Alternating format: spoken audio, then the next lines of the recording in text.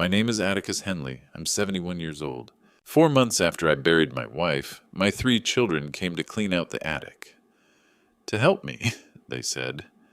I was standing at the bottom of the stairs while they carried down boxes I hadn't opened in years. I heard my son before I saw him. Just take it all, Wesley told his wife. He won't remember what was in there. He said it the way you'd say the weather looked like rain. Not cruel, just certain. Certain that grief had hollowed me out, that the old man at the bottom of the stairs was furniture now, a thing to be worked around. I didn't say anything. I let him think it. That was my first decision, and it turned out to be the right one. Because a man they've decided can't remember is a man they stop hiding things from. What I didn't know yet was that a stranger would call me 5 weeks later, that she'd hand me a ring my wife wore for 47 years, and then by accident, a second box my children sold without ever opening it. What was in that box put every one of them at my dinner table, silent, unable to look at me.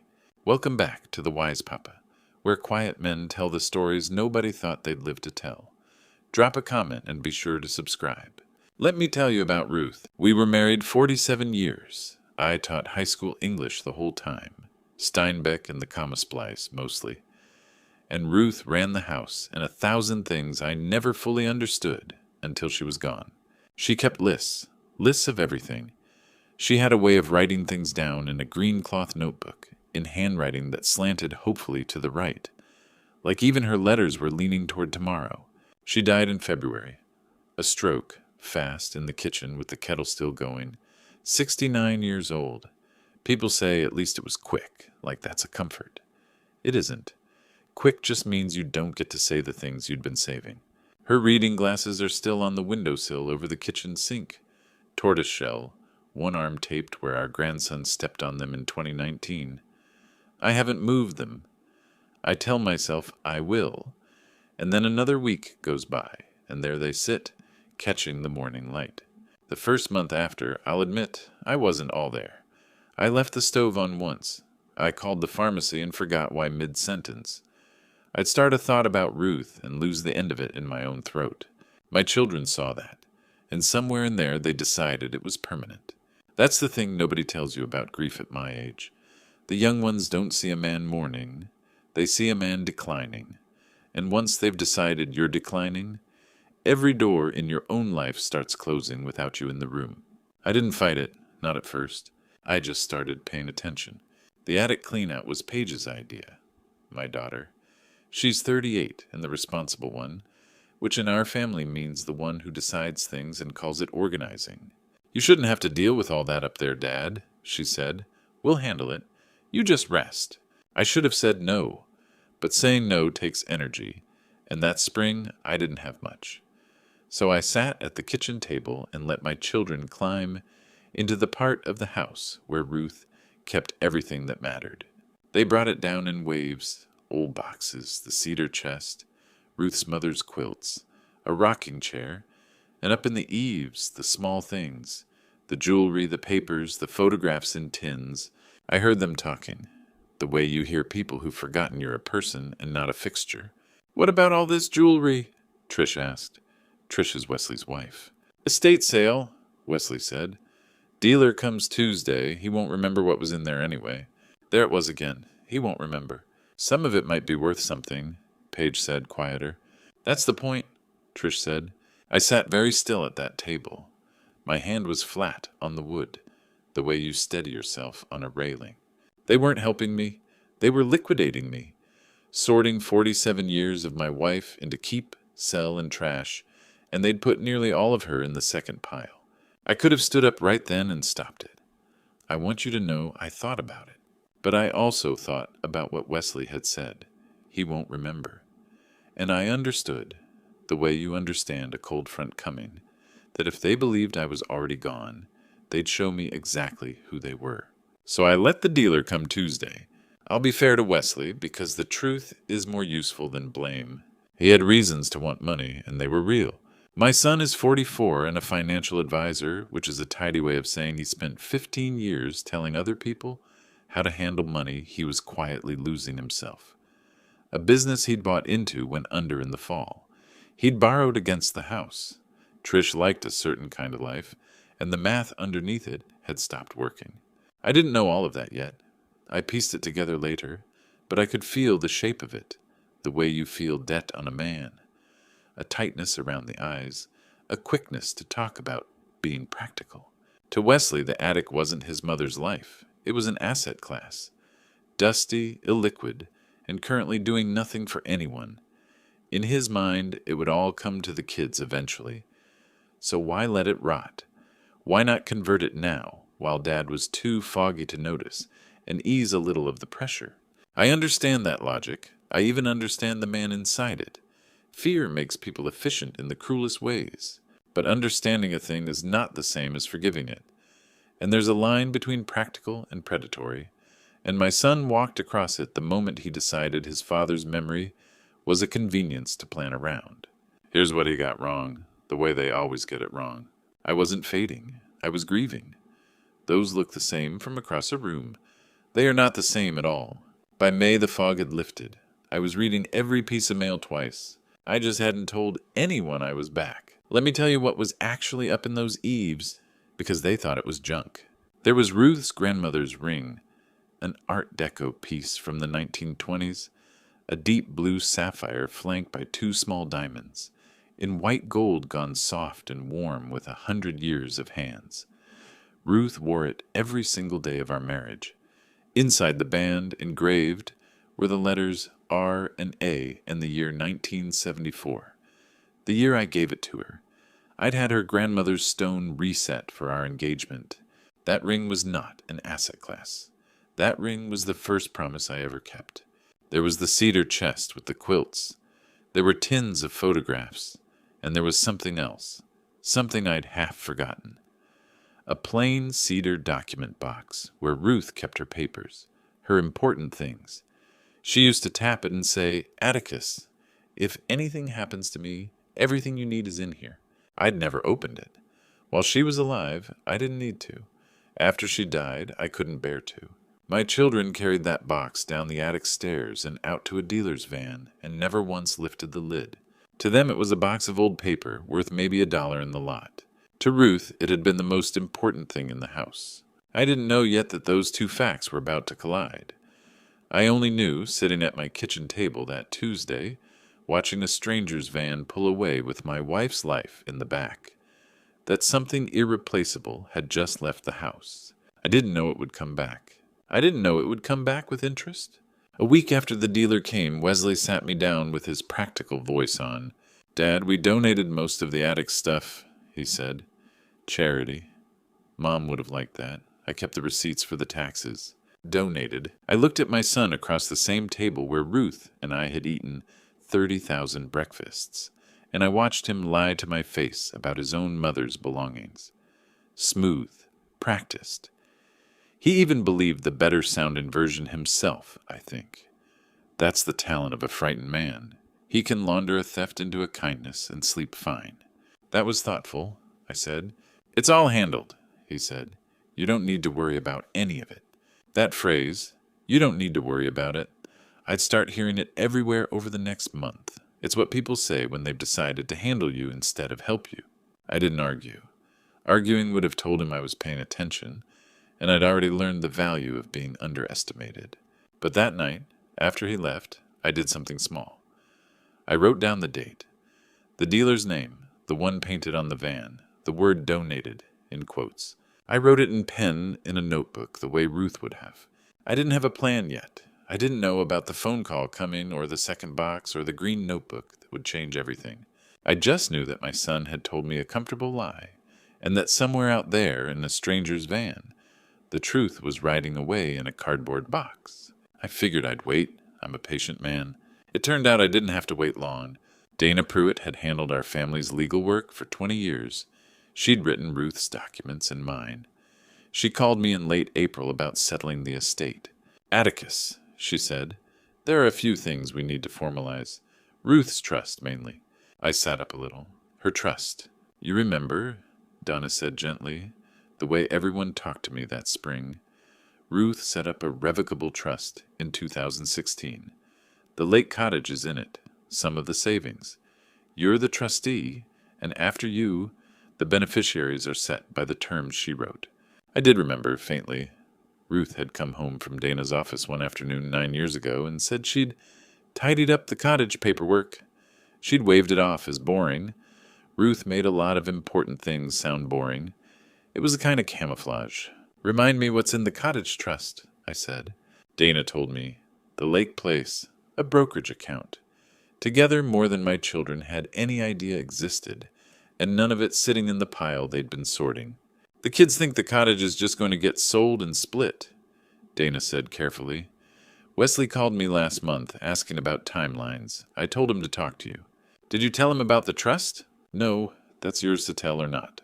I looked out the window at Ruth's reading glasses on the sill. "Don't tell him anything yet, Dana," I said. "Let me understand the whole picture first."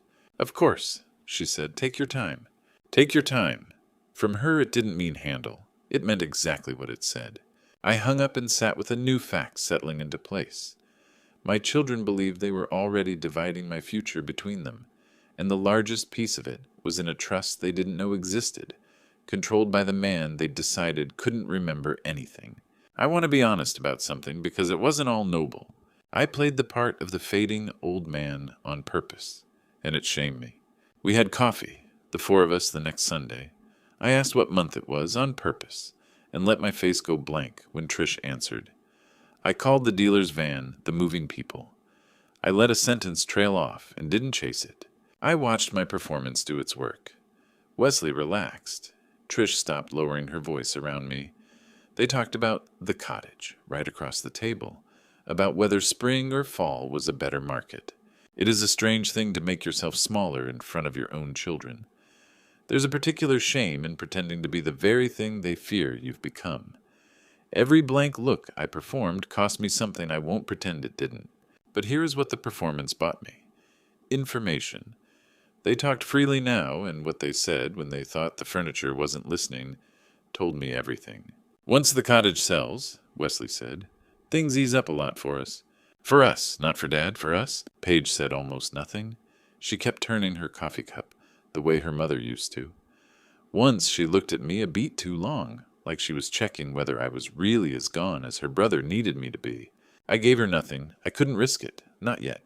After they left, I stood at the sink a long time, next to Ruth's glasses, feeling like a man who'd betrayed himself to catch someone else.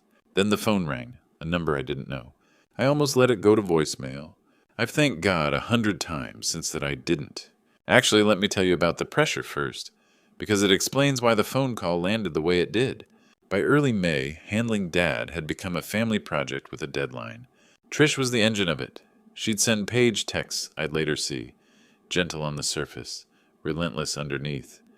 "We should get Dad to sign the cottage listing before summer.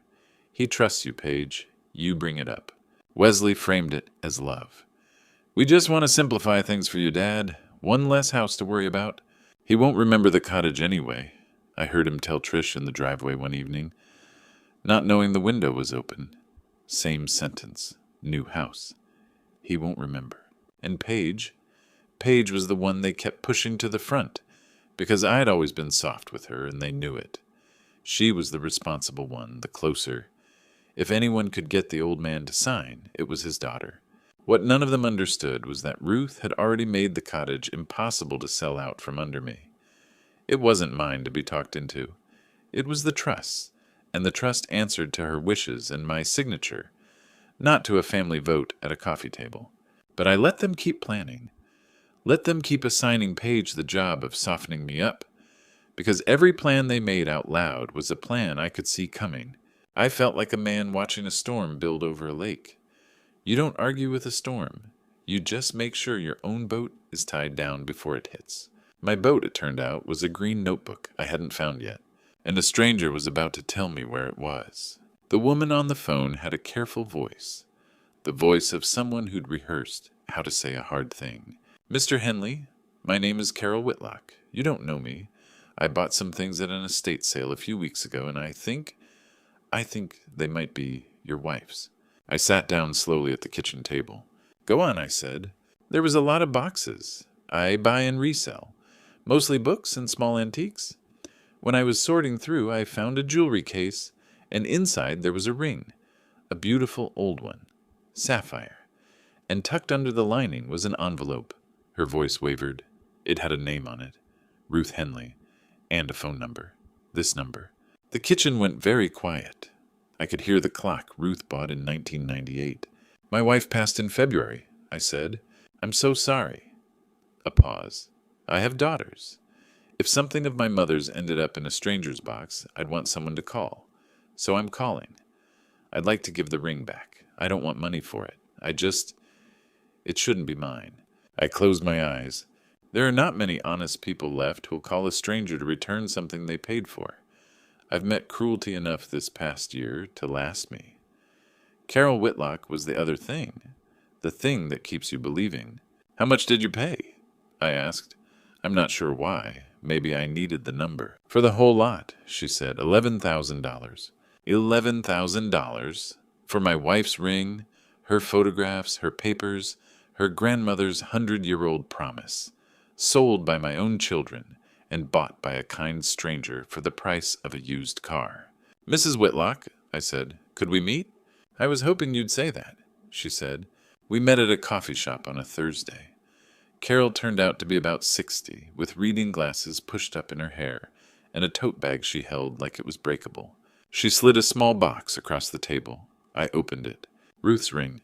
The deep blue stone caught the light from the window, the same way it caught the light over 47 years of dinners and arguments and hands held in hospital waiting rooms.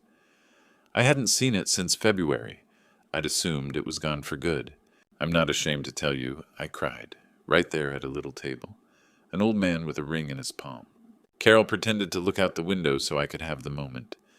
Then she said quietly, there was an envelope, like I told you. I didn't open it past the name. It felt private. She handed me the envelope. Ruth's handwriting on the front, leaning hopefully right. Empty inside except for a slip of paper that said, in Ruth's hand, if you found this, the rest is in the cedar box. R. The rest is in the cedar box. I didn't fully understand it yet, but something in my chest started to hum. Mrs. Whitlock, I said, the lot you bought. Was there a plain wooden box, cedar, about so big, full of papers? She thought about it. There were a couple of document boxes, yeah. I've still got them at the house. Honestly, I was going to recycle the paper. She winced. I didn't look closely, should I have?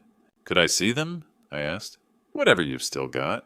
Of course, she said. Come by tomorrow. I drove home with my wife's ring in my shirt pocket, over my heart, and a sentence going around in my head.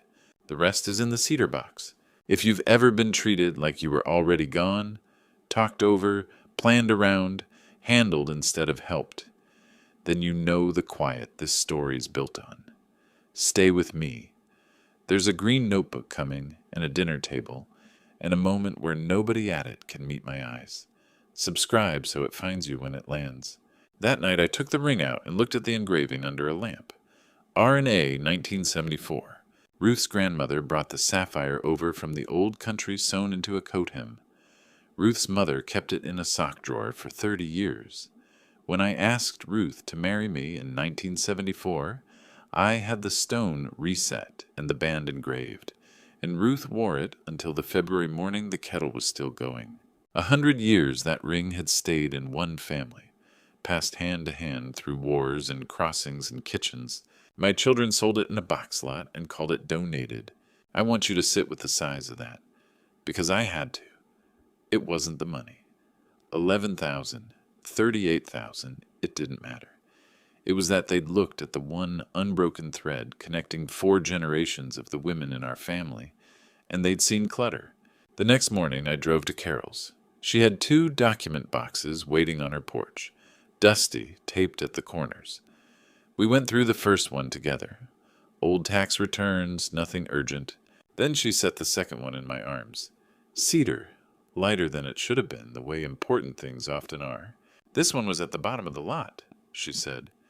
I think it might have gotten mixed in by accident. The tag's not even on it. It's yours, clearly. Take it. By accident. She handed me, by accident, the one box my children had carried down from the attic and out to a van, and never, not once, opened. I thanked her. I tried to give her the 11,000 back. She refused 3 times, I drove home with the cedar box on the passenger seat, buckled in like a person. I set the cedar box on the kitchen table, next to Ruth's reading glasses on the windowsill. Then I sat and looked at it for the better part of an hour. You have to understand, this was the box Ruth used to tap with one finger and say, "Everything you need is in here, Atticus." For 9 months, I hadn't been able to open it, the same way I hadn't been able to move her glasses.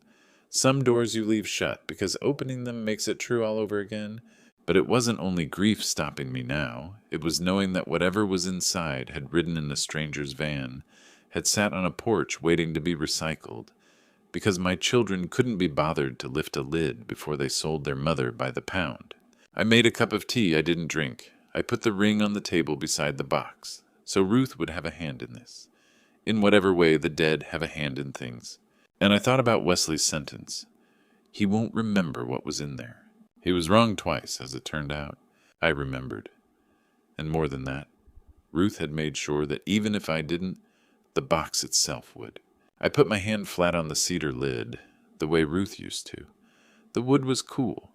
Somewhere in the house, the 1998 clock ticked. "All right, Ruthie," I said out loud to an empty kitchen. "Let's see what you left me." I lifted the lid. What was inside didn't just change how this story ends. It changed what kind of man my children would have to admit they'd been. But I'm getting ahead of myself.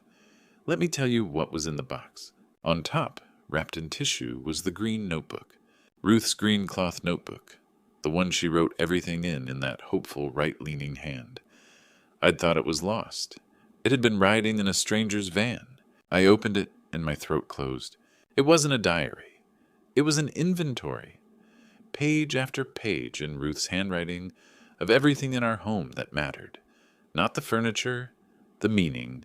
Each entry had 3 parts.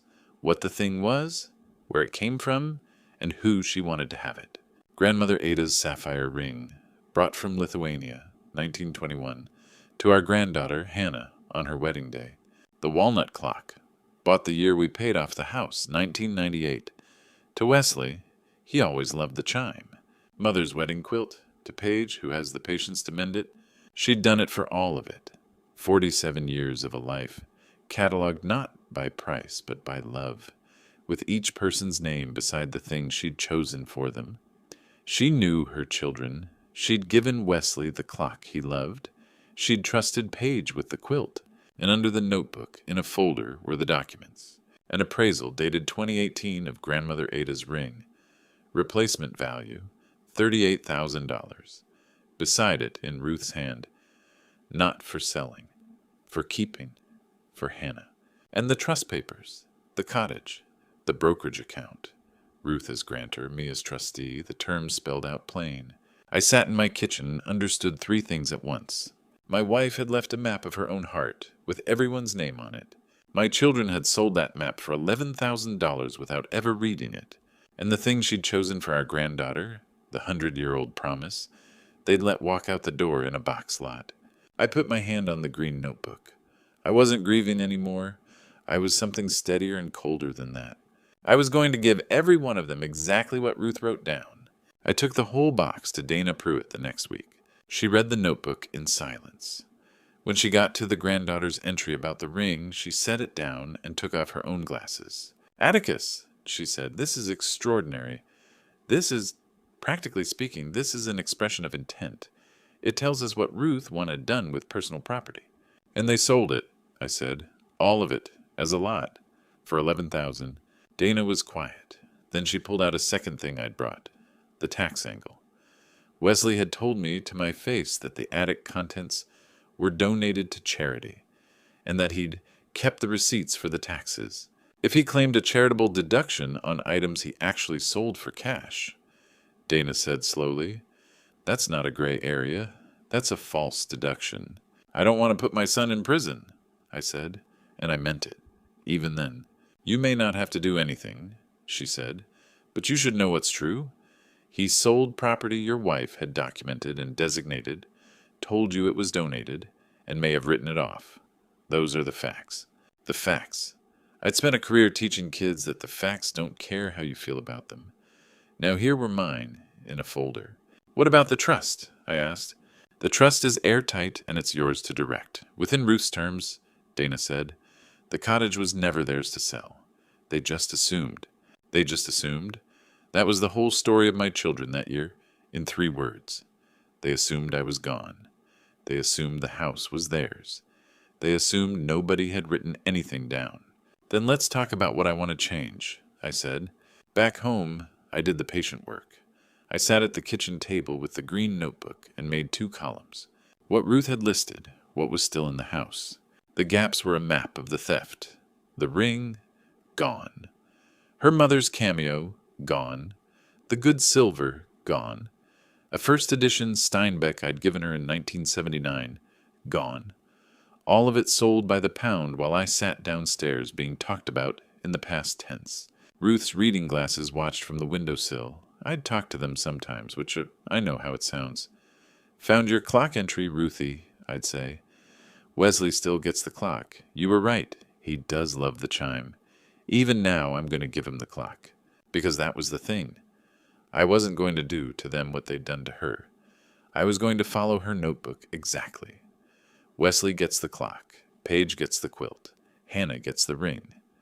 Ruth had been more generous in ink than her children had been in person, and I was going to honor every line of it.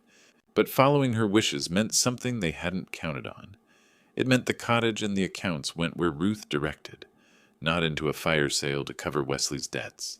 While I was reconciling the lists, I found one thing that surprised me.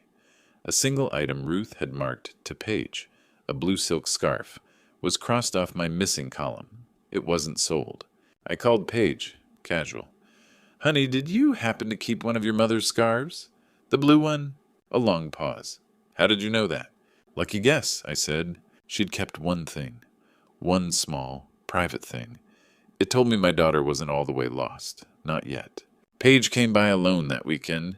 She found me at the table with papers I covered before she could see. She sat where her mother used to sit. She turned a coffee cup in her hands. Dad, she said, can I ask you something and you tell me the truth? Always. Do you remember the attic? What we cleared out?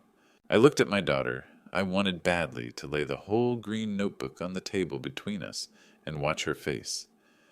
But it wasn't time. If I told Paige, Paige would warn Wesley, and Wesley would lawyer up and lie better. Some of it, I said carefully. Her eyes filled. I think we made a mistake, she said. I think we should have asked you more. About Mom's things. She stopped. I kept a scarf. I don't even know why. I just couldn't put it in the box. There it was. The crack in her. The part of Paige that was still her mother's daughter, grieving in secret while she helped her brother strip the house. Why didn't you stop it? I asked, gently.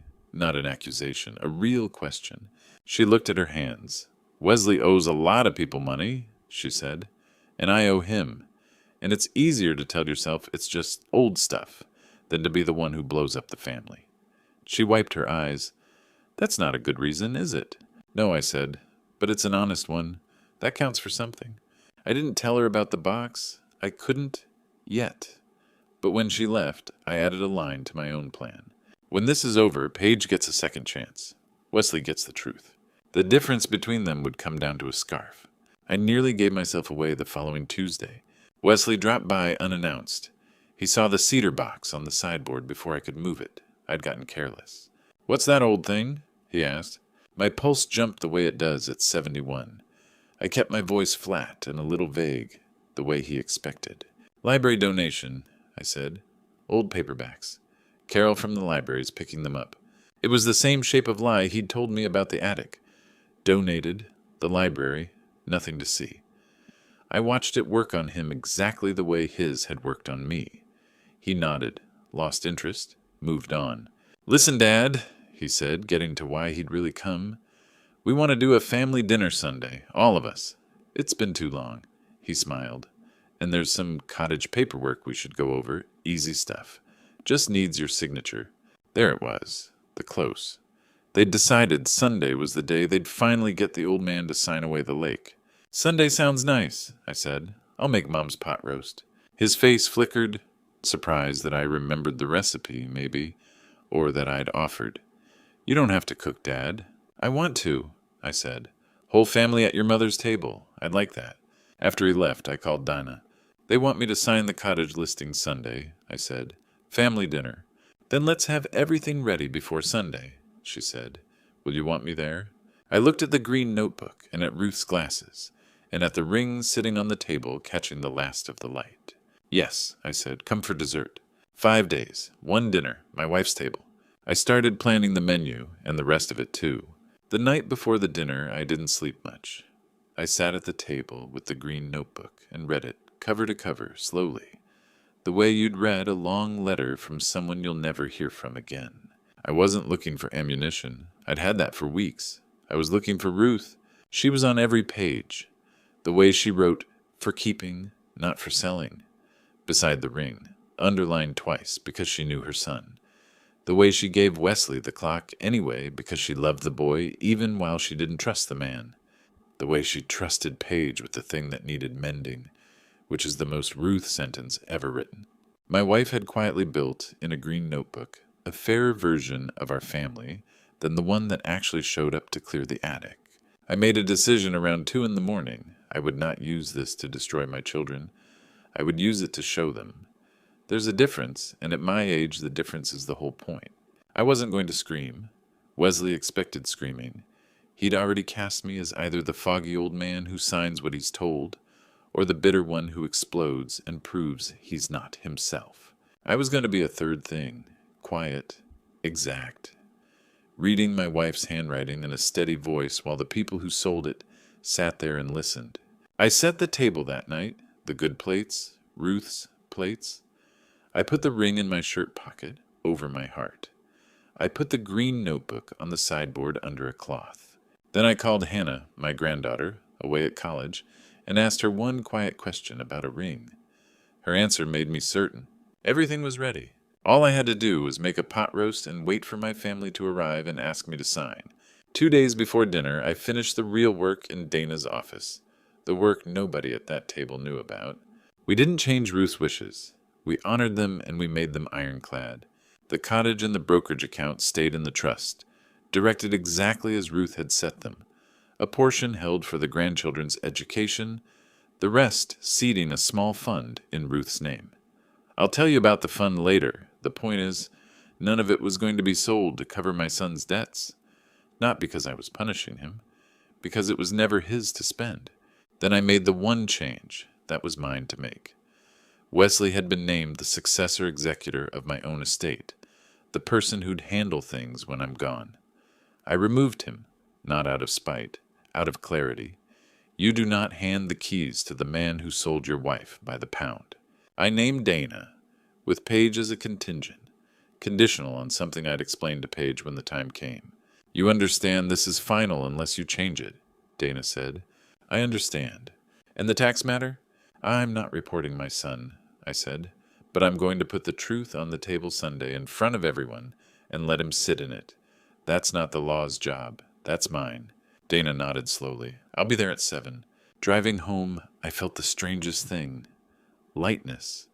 For 4 months I'd been carrying the fog and the guilt and the sense that I'd failed Ruth by letting them into the attic. That was gone now. I hadn't failed her. She'd left me the map, and a stranger with a conscience had carried it back to my door. All that was left was Sunday. I know some of you are already at Sunday dinner in your head, waiting for me to set that ring on the table. We're almost there. If A Quiet Father Refusing to Be Erased is a story you want more of, hit subscribe, so the next one finds you too. There was one more piece, and Carol Whitlock handed it to me without my even asking. She called Friday.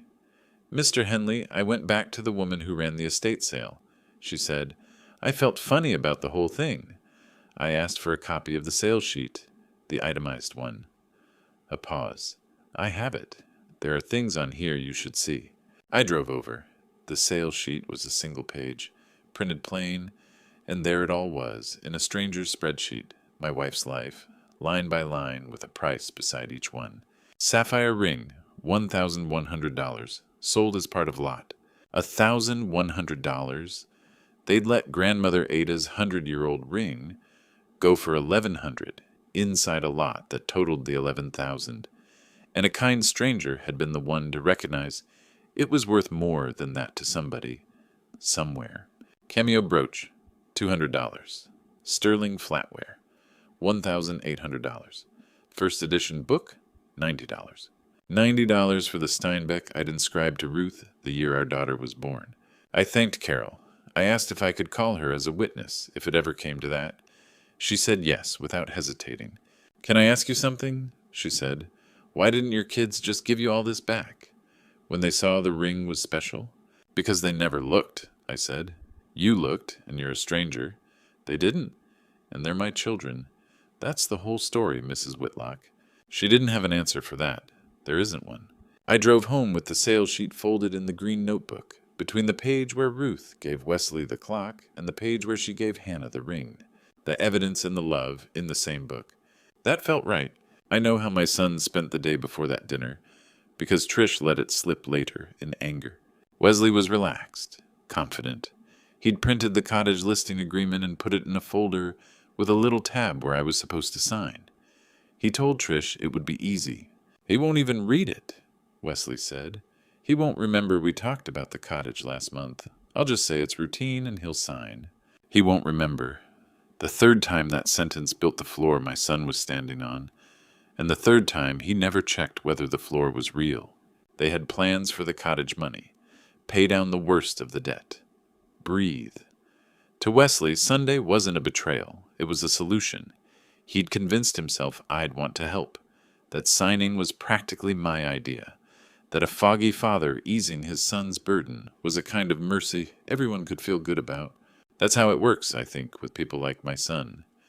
They don't feel like thieves. They feel like managers of an estate that's basically already theirs. The person who actually owns it is just a formality, a signature, an old man at the head of a table who won't remember. He spent Saturday night sleeping the sleep of a man who thinks he's won.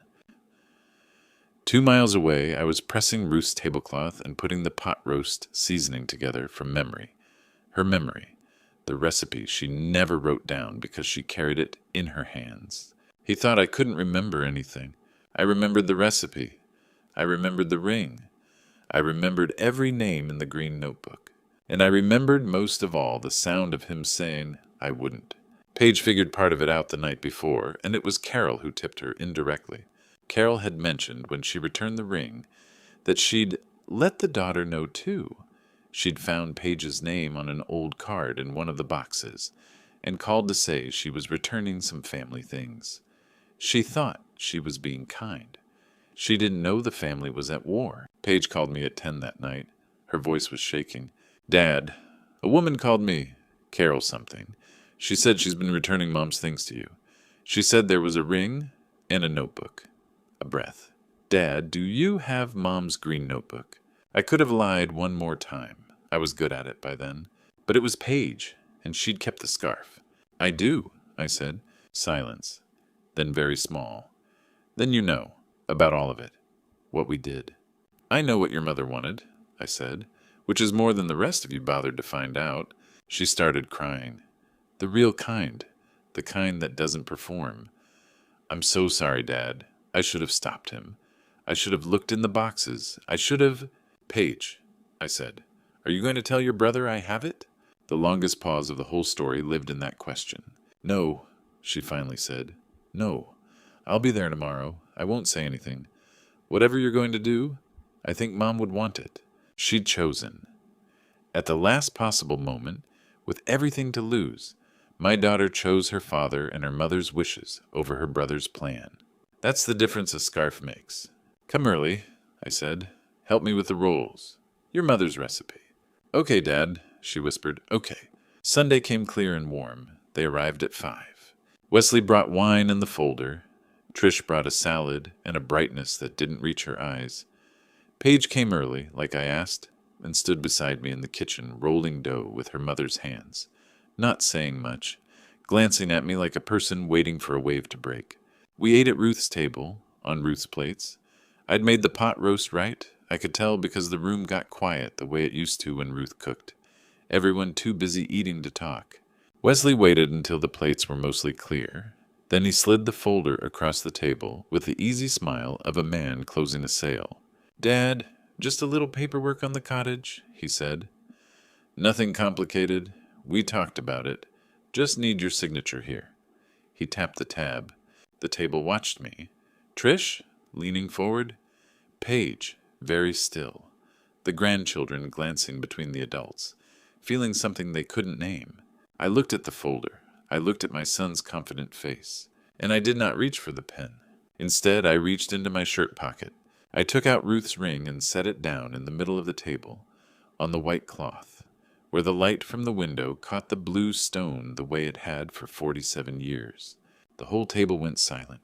Wesley's smile didn't fall right away. It just froze. Trish's fork stopped. Paige put her hand over her mouth. Nobody said anything. Everyone looked at the ring they'd been told was donated to charity, sitting in the middle of their mother's table. Impossible. Before I sign anything, I said quietly, I'd like to read you something your mother wrote.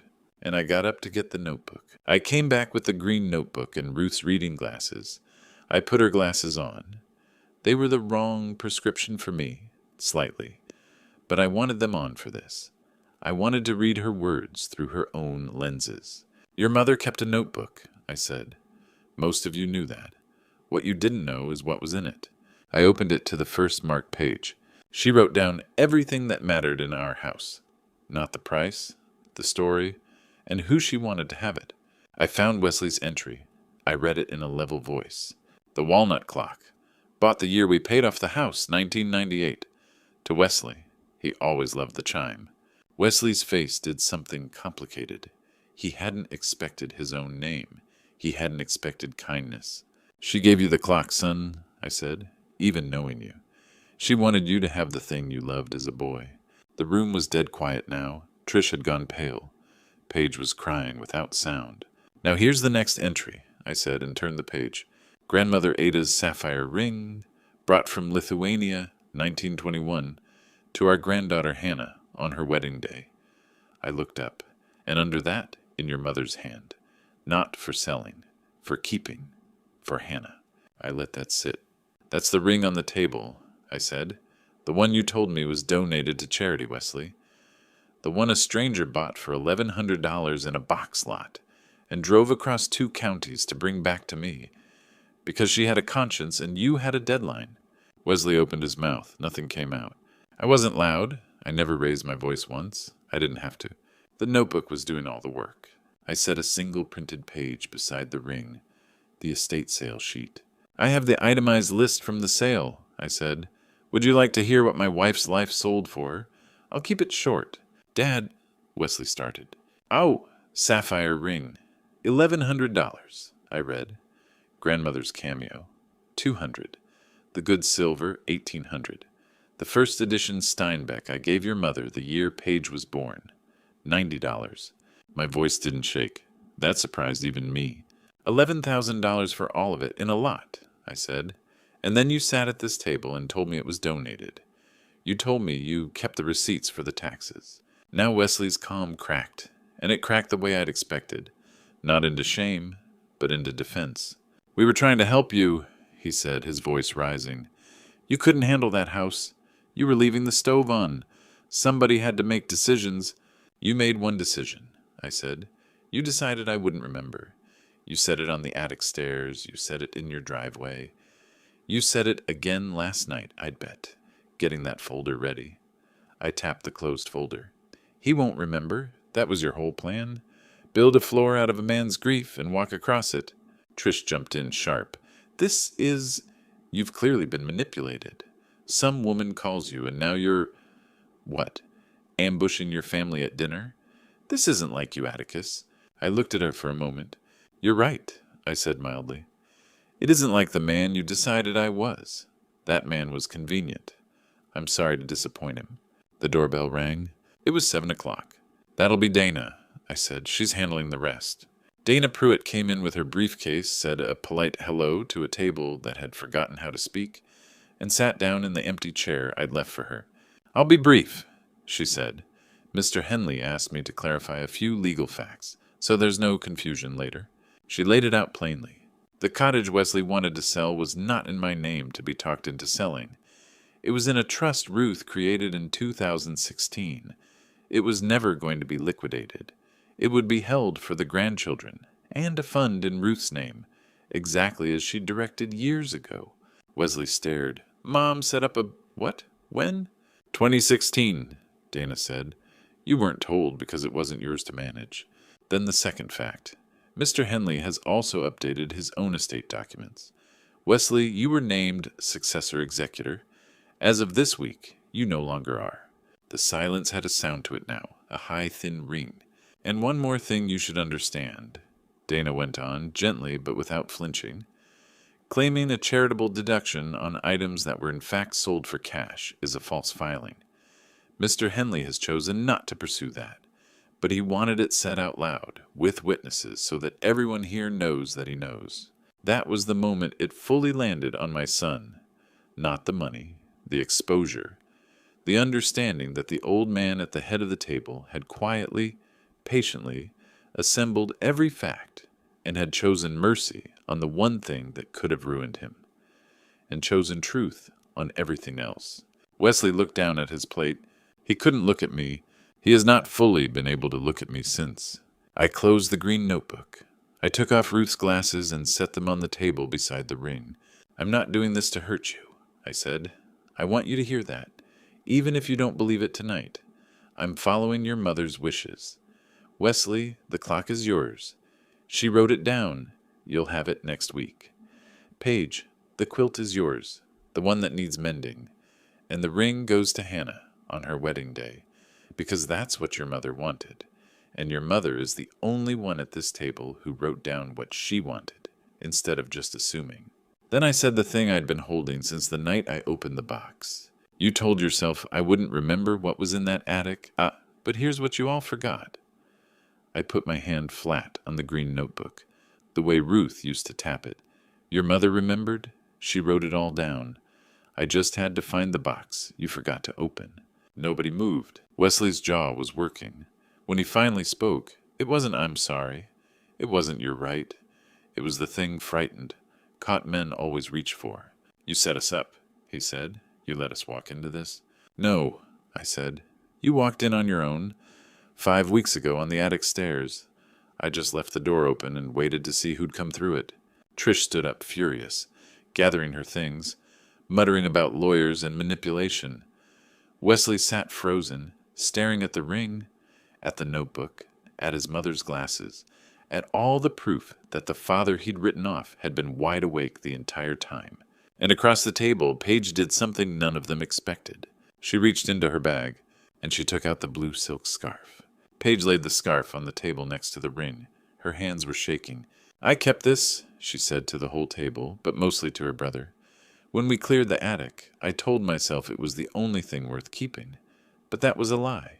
It was all worth keeping. Every box. I just didn't want to be the one to say it. She looked at me, eyes streaming. Dad, I'm sorry. Not the kind of sorry you say to end an argument. The other kind. I reached over and put my hand on hers. There it was. The whole difference between my two children, laid out on a white tablecloth. One reached into his story for an excuse. One reached into her bag for the truth. Ruth had known. She'd given Paige the quilt, the thing that needed mending, because she trusted her daughter to do the patient, humbling work of repair. And here was Paige, doing exactly that in real time at her mother's table. You'll keep the scarf, I told her. Your mother wanted you to have things that need care. Turns out she was right about that, too. Wesley got up and left before dessert. Trish followed, slamming the door hard enough to rattle Ruth's plates. I let them go. You can't make a man look at you. You can only make sure that when he finally can, the truth will still be sitting there, patient, where you left it. Paige stayed. She and I and the grandchildren ate the pie I'd made, and we talked about Ruth, the real Ruth, for the first time since February. Her glasses sat on the table the whole time, catching the last of the light. It felt like she'd been at dinner after all. Here's how it settled. Wesley returned the $11,000 eventually through Dana, with a typed note that wasn't quite an apology, but was at least an acknowledgement. He kept the clock. I made sure he got it, exactly as Ruth wanted, delivered to his door with the entry from the notebook copied out on a card. He didn't call to thank me. I didn't expect him to. Repair, when it comes, will come slow, and it'll be his to start. Trish I haven't seen since. I'm told that's likely permanent, and I find I can live with it. The ring is in a safe deposit box now, waiting for Hannah's wedding day. I called her and read her the notebook entry over the phone, and my granddaughter cried, and then she laughed and said, "Grandma planned her own surprise." She did. That was Ruth all over. Paige comes by every week. We're mending things slowly, the way you mend a quilt. One careful stitch, no rushing. She's reading the green notebook with me, a few pages at a time, learning who her mother really was through the things she chose to write down. And me? I finally moved Ruth's reading glasses off the windowsill. Not because I stopped missing her, because I didn't need them on the sill anymore to feel her close. I'd found something better. I'd found her own words in her own hand, telling all of us, exactly what she loved and exactly who she trusted. I keep the glasses in the cedar box now, with the notebook. Everything I need, just like she said. I told you I'd explain the fund. I took the part of the trust Ruth had set aside and started something small in her name. The Ruth Henley Reading Fund.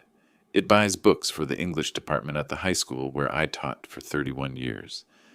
Real books, the kind you can underline and dog-ear and pass to your own kids someday. Ruth loved that I taught reading. She used to say a book was the one thing you could give away and keep at the same time. She'd have liked that her name is now on a shelf of paperbacks that get handed year after year to kids who can't afford their own. Paige helps me run it. She's good at it. Organized, the responsible one. Except now that quality is pointed at something worth organizing. We picked the first 100 titles together at the kitchen table. The green notebook opened between us for company. Funny thing, my children sold my wife's books for $90 in a box lot, and I used my wife's own savings to put thousands of books into the hands of kids who'll actually read them. That's not revenge. Revenge is loud and empties you out. This was the quiet thing. This filled something back up. People ask if I regret how it ended at that table. The silence. My son walking out. I don't. You can sell what a person owned. You can't sell what they took the time to write down to be remembered. That's my story. One empty attic. One stranger with a conscience. One box my children never opened. If this reminded you that memory outlasts a price tag, write down what matters in your home today. Drop a comment, hit subscribe, and I'll see you next time.